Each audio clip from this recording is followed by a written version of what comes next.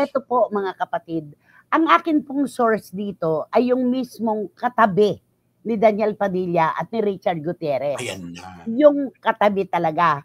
Maaari pong ang kanyang kwento ay pabor kay Daniel at kay Richard, pero ang amin pong ilalatag sa inyo at itatawid, yung kung ano ang nakita nila habang nandun pa sa ibaba sa ballroom pa.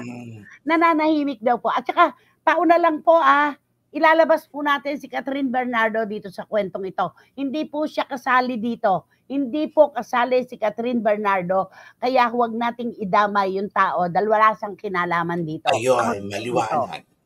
Ayon sa aming sources, si Daniel Padilla ay nananahimik. Biglang lumapit sa kanya si Kyle Echari. At meron silang pinag-usapan na parang tumigas yung salita nung Kyle kay Daniel. Tahimik si Daniel May umaali-aligid si JK Labajo. Si JK, panguso-nguso na para bang upakan mo na. Parang ganon. Ay, nagbaano na meron, talaga. Oo. Ang nangyari, nakita ni Richard Gutierrez yung ginagawa ng dalawa kay Daniel na nananahimik. Anong inaasahan mo na gagawin ni Richard? Natural, aawat, di ba? Natural, aawat siya. Oo. Aawat siya. Alam mong ginawa sa kanya ni JK Labajo? Bakit ka nandito? Sabi niya, ano gusto mo? Ay, hinamon ng tuntukan. Ang tapang. Si Richard Gutierrez. Mga kapatid, kailangan pa po ba naming ilarawan sa inyo kung gaano kagaling sa action scenes itong si Richard Gutierrez. Nung akma na nasusugod si Richard, nagdatingan ang mga security guard at ang iba pang mga tagapamuno doon. Yung mga road managers, yung mga ganon. So, okay na sana. So, sila ay umakyat na. Si Tita Annabel, nalaman na lang niya na meron palang gulo sa ibaba. Doon na sa itaas kasi nandun na sila sa Skybar. Nagsimula pa pala ito sa babang initan. Oo, sa Skybar. Ngayon, ang kay Tita Annabel, walang pagkampi, kundi ang bantayan ng kanyang anak. Perfect. Mas kilala niya si Richard Gutierrez. Kapag hinamon mo si Richard, hindi uurong. Di ba? Pag hinamon mo si Richard talaga, hindi ka uurungan. Ngayon, umakyat si Piolo. Ano ang inaasahan ng ibang naroon? Naku, umakyat si Piolo. Susunod si Kyle at saka itong si JK. Di ba? Ganun yun tropa-tropa sila di ba? Grupo-grupo na to lumapit pa raw itong si Kyle kay Tita Annabel. At ang sabi, nagbisaya, idol ko po ang anak nyo. Idol ko po si Richard Gutierrez. Hindi naman siya kilala ni Tita Annabel. Ganun ba dong? Ganon. Hindi niya kilala, kahit si Kyle, hindi niya kilala.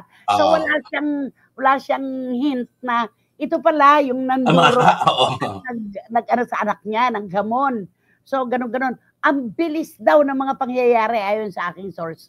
Nakalusot yung JK Labajo, lumapit kay Richard Gutierrez, at kunwaring nagsosorry, pero pangisi-ngisi. Hinamon ulit si Richard. Then nakita niya yung gusto niyang makita. Di ba? Nasa pool siya, sa may ulo. Ay, nagpang-abot talaga. Natural na off-balance pa nga si Richard. Si Tita Annabel nga, napaupo pa doon sa kanyang silya. Ang bilis ng pangyayari dahil tumakbo daw yung JK Labajo. Sumugod talaga. Nasa gasaan niya, si Tita Annabel. Yun ang kwento. Eto na. Grabe. Nakakatawa. Eto, isa-isahin natin yung mga karakter dito. Si Richard Gutierrez hindi nagpapasimula ng gulo. Pero wag mong hahamunin, di kanya uurungan. Si Daniel Padilla, may nalaman ka na rin ba na naghamon ng away to? Kahit galing siya sa pamilya Padilla, wala. Hindi, kahit na maangas ang itsura niya, pero hindi siya nagsisimula, hindi siya starter, di ba? Hindi siya starter. Si Daniel, tahimik ka di ba? Tapos, si Kyle Echari, ano napansin mo kay Kyle? Ay, siyempre. Nakilala ko lang naman ang bongang-bonga dahil kay Piolo, dahil laging kasama ni Piolo, di ba? At saka, nung sa senior high, ang interpretasyon ng mga nandun, kung talagang may gusto siyang kumprontahin kay Daniel Padilla, mali yung lugar. ABS-CBN ball yan. kung meron siyang gustong linawin, wag mong itapat sa isang pagtitipon na dinesign para sila ay magkasama-sama bilang magkakapamilya sa isang istasyon. Mali yung lugar. Ito namang si JK Labajo, talaga naman basagulero tong batang to wala nang question dyan. Tsaka may history kasi, di ba? May history. Darren Espanto. Hindi ba? Anong ginawa niya kay Darren na umabot pa sa piskalya? At kahit ay nagsusyo, meron din siyang hinahamon ng mga fans. Nagmumura sa entablado.